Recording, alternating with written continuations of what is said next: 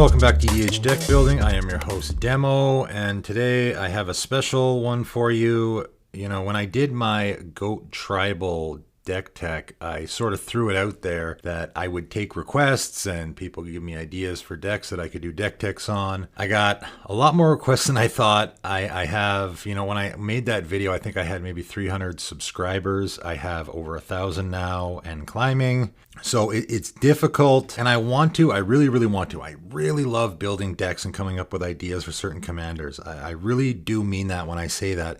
And so I really don't want to turn anyone away, and I really do want to give a lot of these decks a chance. However, it is difficult. You know, time is a factor here. I have, you know, lots of other videos that I want to make. My 10 cards that you should be putting in your commander decks is a really popular series that I have to also be doing. I wish I could make a deck tech every single day, but I just can't. It's really time consuming. My deck tech videos take the longest to sort of create out of all my different videos. So what I'm going to do is, I think I got most of the requests that people made. I got a bunch here, and I think I'm just going to do a video where I combine all of them. Not combine all of them, but I'm just going to fire them all out there, right? So instead of doing an actual deck tech and actually having a deck list and all that, I'll take your idea that you suggested and I'll throw out what I'll give you my take on it, what I think and what you should do. I'm not going to give you a whole deck. I'm not going to give you a deck list. I'm just going to give you a few minutes of here's what I think you should do. That way I can cram about 10 or 12 of these into one video,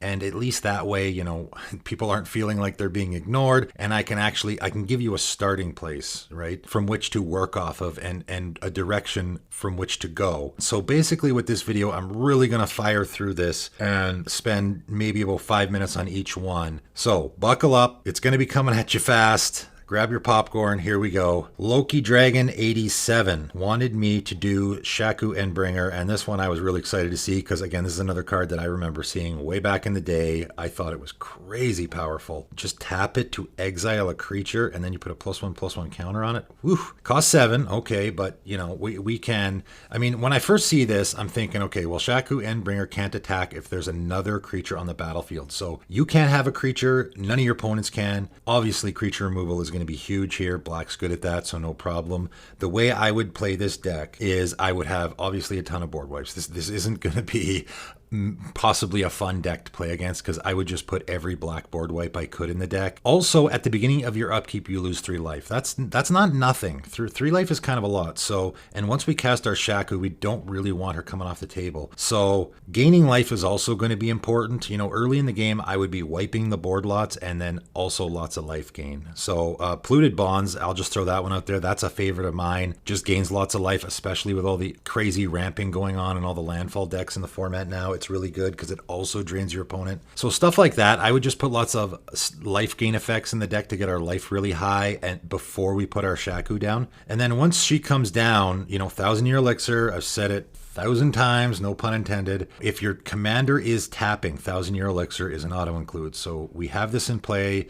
Shauku comes down, we use it right away because she can essentially have haste, and then we're going to untap her so we can use her again. So we've already exiled 2 creatures and put 2 counters on her, so she's already a 7/7. Lightning Greaves is also great for this, so we can use the ability right away. Crashing Drawbridge is another one that, you know, if you're not in red, obviously red is great at giving creatures haste, but if you're in black or blue or any of these colors, Crashing Drawbridge is great for that. Mage-Right Stone is another one where we can be untapping our Shauku to use the ability again, twice a turn. Arcane Lighthouse, you know, if we're talking about lands, that's an auto include, okay? Because you want to make sure you're already exiling. That's fantastic, by the way. You're not destroying here, you're exiling. So we can get around Indestructible. We can't get around Hexproof or Shroud, so Arcane Lighthouse we want in this deck for sure. I would also throw No Mercy in this deck because we're not going to have a lot of creatures. In fact, I don't know if I would put any creatures in this deck. Maybe Death Greeter, you know, to gain life, and because there's lots of creatures dying, that's about it. So No Mercy, so that we're not just getting our butts kicked while we're waiting for our Shauku to come down. And then I threw a Chroma's Memorial in here, just giving our, you know, this is going to be a Voltron-y kind of deck. Again, this gives our Shauku haste, which we really want, so we can use our ability right away. And the Vigilance is also kind of important, you know, we're going to attack with our Shauku,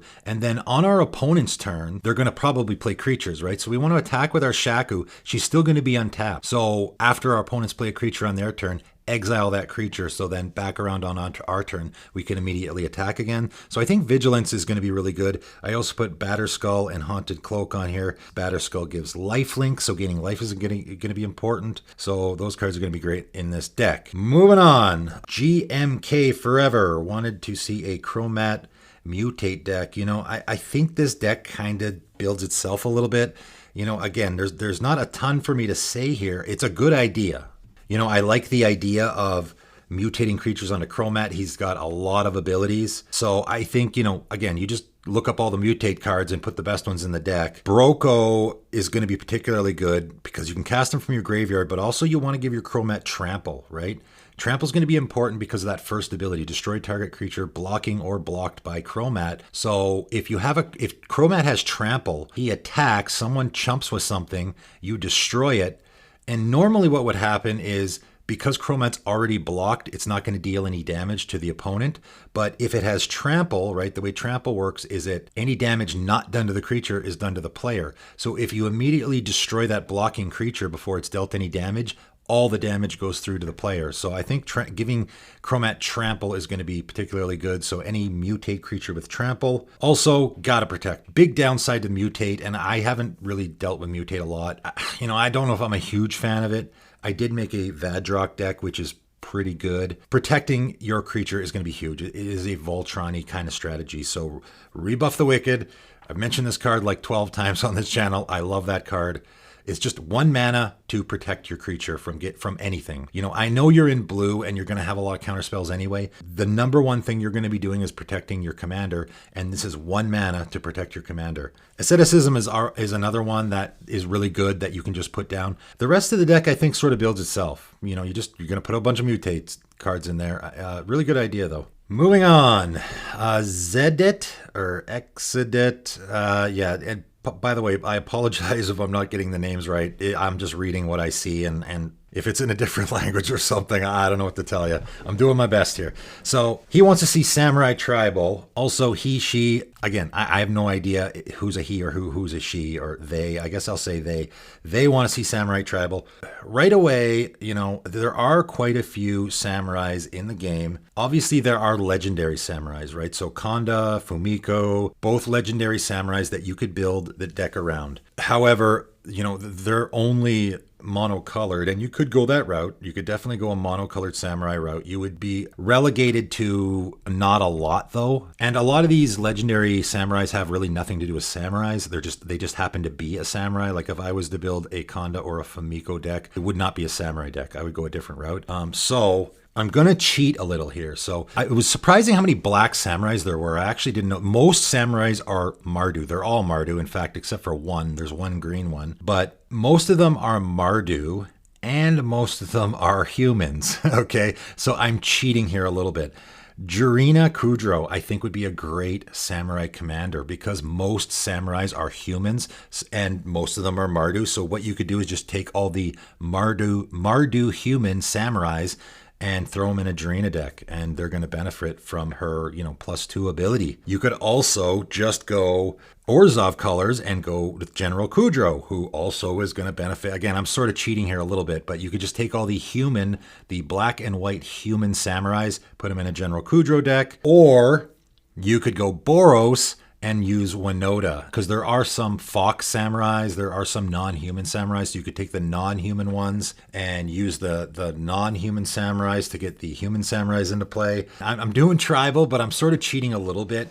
There isn't really any great samurai, quote-unquote, commander for a samurai tribal deck. I think the best way is Jurina Kudro. I think that's actually an interesting idea. Jurina Kudro, Mardu Samurais. Next up, Andreas Belloc asked for a fungus spore counter deck.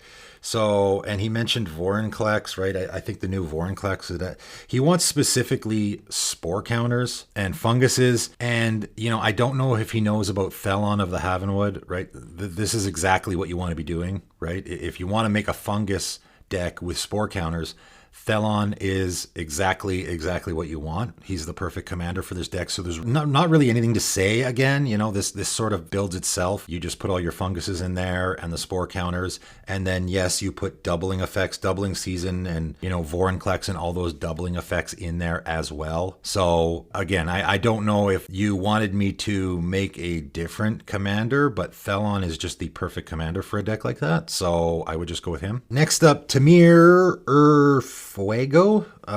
Pretty sure I butchered that.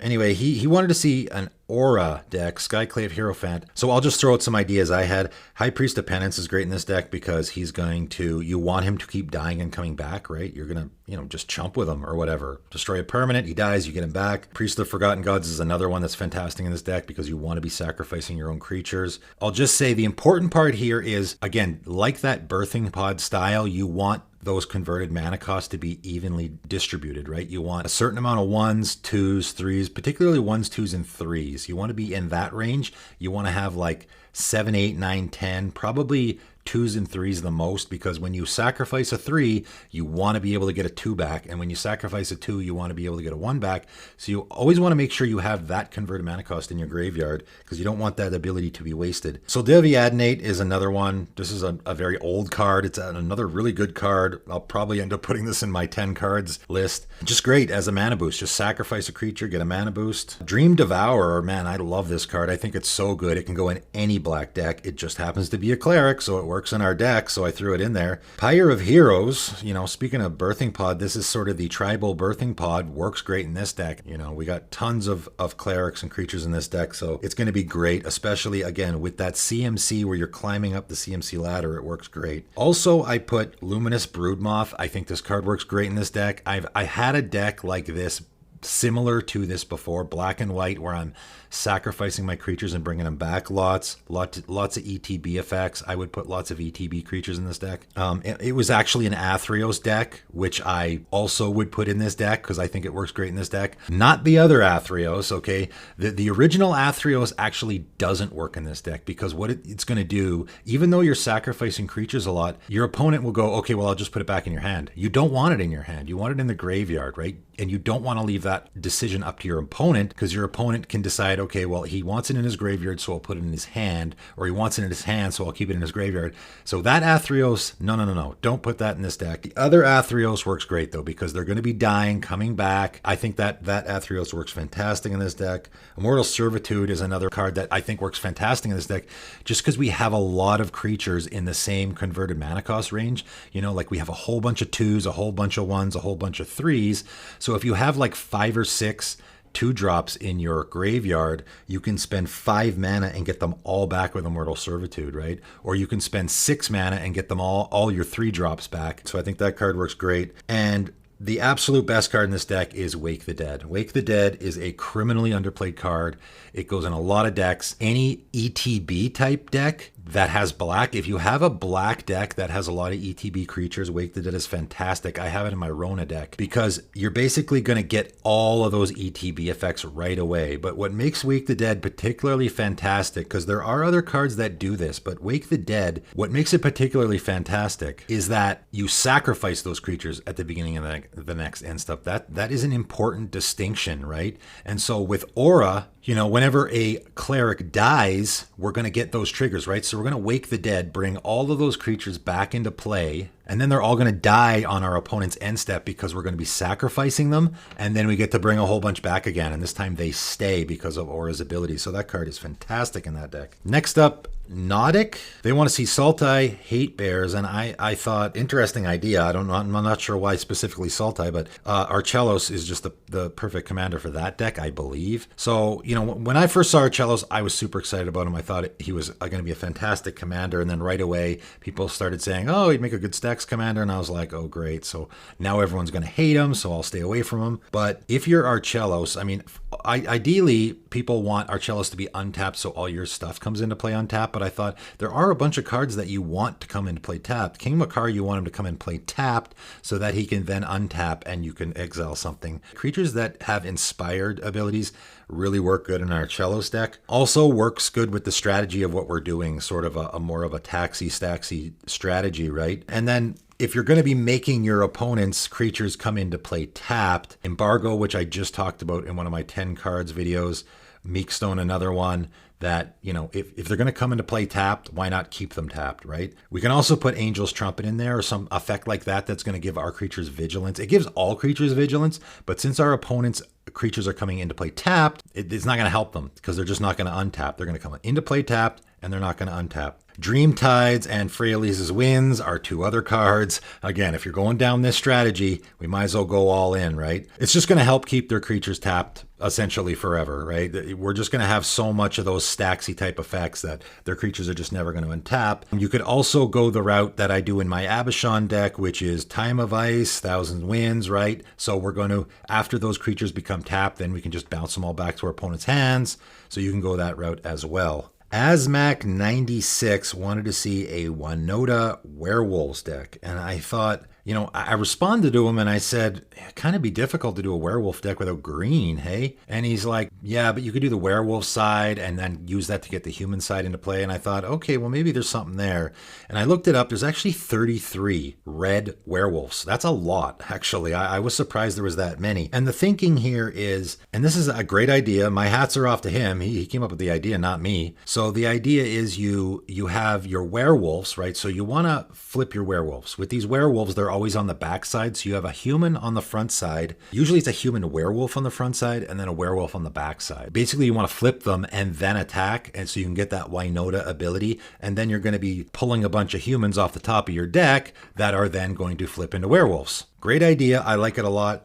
And then, because you're playing white, you can throw Rule of Law type effects, right? Archon of Emeria is another one, where you're preventing people from casting more than one spell every turn because you don't want those werewolves to flip over, right? Once those humans flip over into werewolves, we don't want them flipping back because the human attacking is going to do nothing for us. So we want everyone to cast one spell a turn so that your werewolves will never flip back once they flip over. So yeah, just a great idea. I didn't think there was much there. I looked into it. So there's not a lot to say. The deck, again, kind of builds itself. I'll just say this: Conch Horn and Credit Voucher, two more cards that I mentioned in my 10 cards videos. Conch Horn is great in a Winota deck because if you have a human in your hand, put it on top of your deck so that Winota can cheat it into play. Credit Voucher is just going to shuffle those humans into our deck, right? We don't want to have to cast them. We want to get them for free.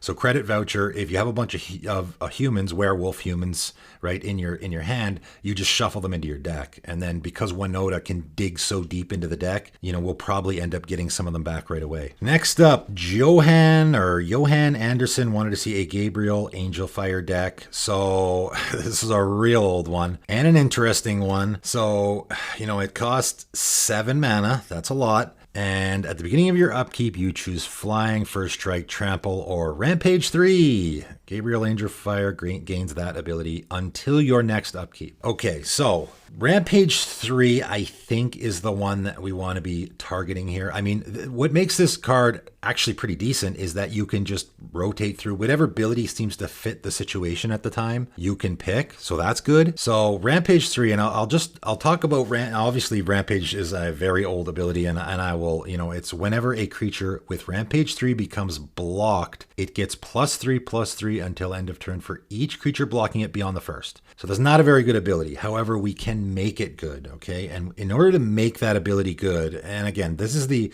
ability that I'm going to concentrate on. In order to make that ability good, we have to do two things. The first thing we have to do is we have to give it a lure type effect. And this is the same thing I did in my Gore Muldrak deck. So Johan, if you want to go see my Gore Muldrak deck, there's a whole bunch of these lure type effects that I put in there that you can use. Magnetic Web is another one that I just did in my 10 cards videos that does something like this. So what we want to do, because if they block our Gabriel Angel Fire with one creature, that's useless. The Rampage doesn't do anything unless it's blocked by more than one creature. So what we want to do is we want it to be blocked by like 3 or 4 creatures, okay? If we have a lure effect on our Gabriel Angel Fire, it has Rampage 3, we attack, it gets blocked by 3 creatures, let's say, okay? It's going to be a 10/10. That's pretty good. Likely, we're going to kill all our opponent's creatures, Probably. So that's pretty good, right? So I think sticking a lure effect on Gabriel Angel Fire is great. What's even better though is if we can give it trample as well. Because if our opponent blocks with 3 1/1s, great, we kill their 1/1s, and then what? If we give it trample as well, now our opponent blocks with those creatures, we kill them all and we trample over for damage. So I think trample and rampage is a great combination of abilities, and we can give Gabriel Angel Fire trample through its own ability, but only one or the other, right? So I think this is where Strionic Resonator is good, because we can copy the effect, right? When it goes onto the stack, we copy that triggered ability, and then we can give it 2 of those abilities. And you can give it Flying and First Strike if you want or something, whatever. I just think giving it Trample and Rampage 3 at the same time is going to be a great combination.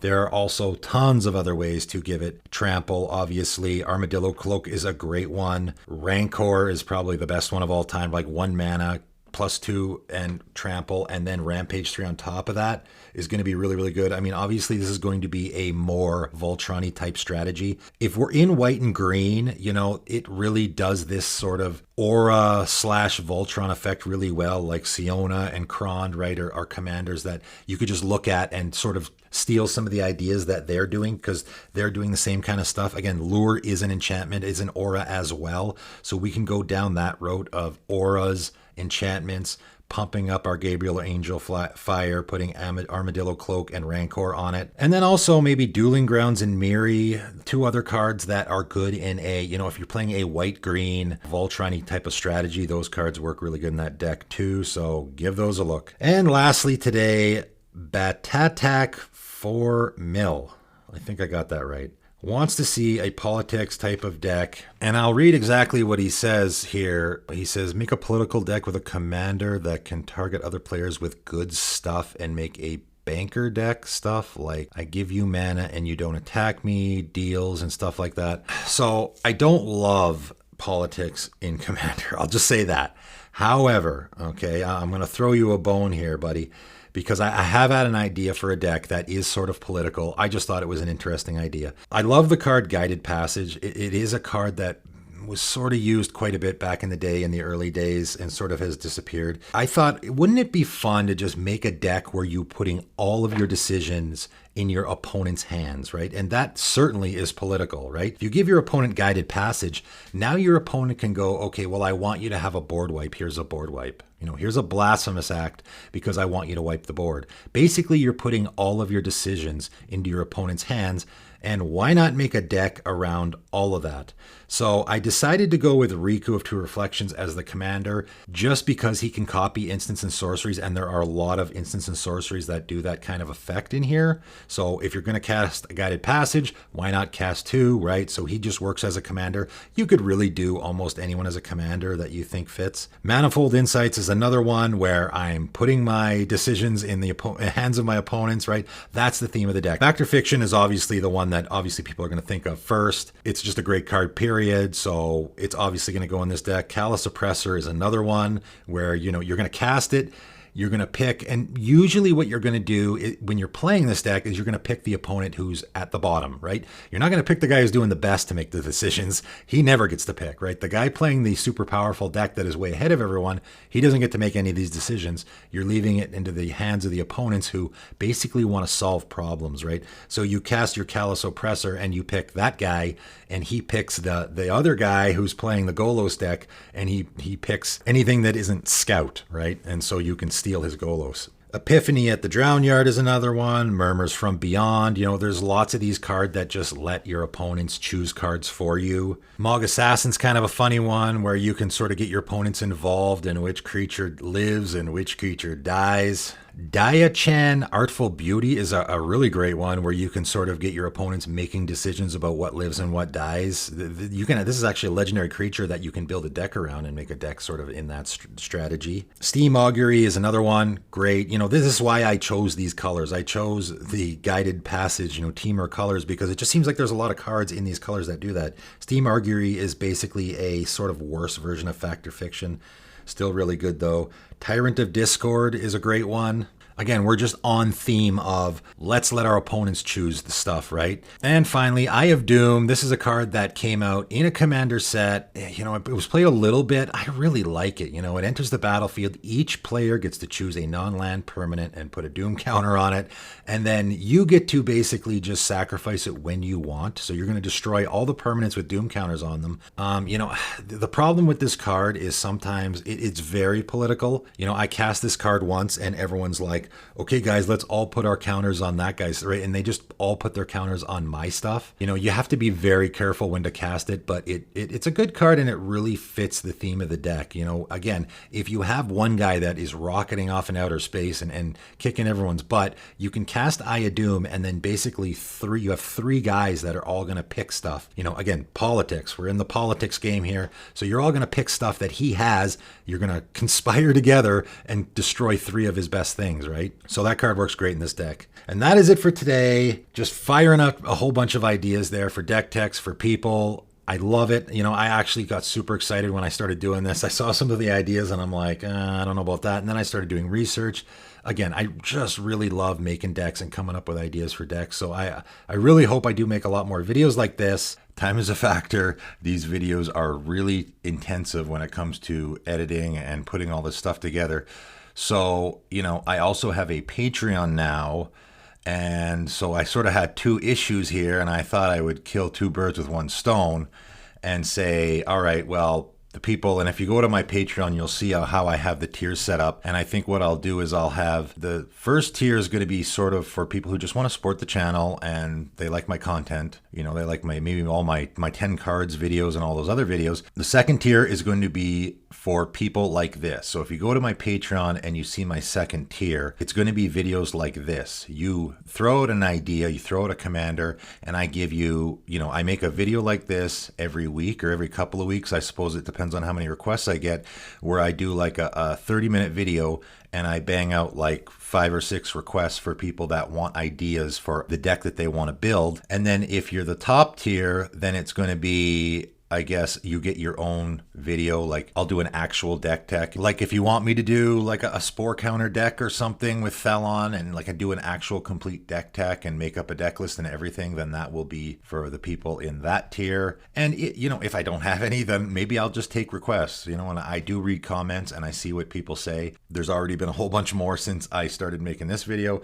So I will do as many as I can. Like I said, I'll probably do a video like this maybe once a week. And I'll fit in as much as I can, but obviously, you know, anyone who's a patron is probably going to take priority with stuff like that, right? So just to clarify on how that will be working moving forward. Please join my Patreon so that I can do this for you. Any suggestions that you have, I'll be happy to take them and try to run with them. But any suggestions you guys have, now you have a platform for which to do it on. So that is it for today. Thanks for tuning in.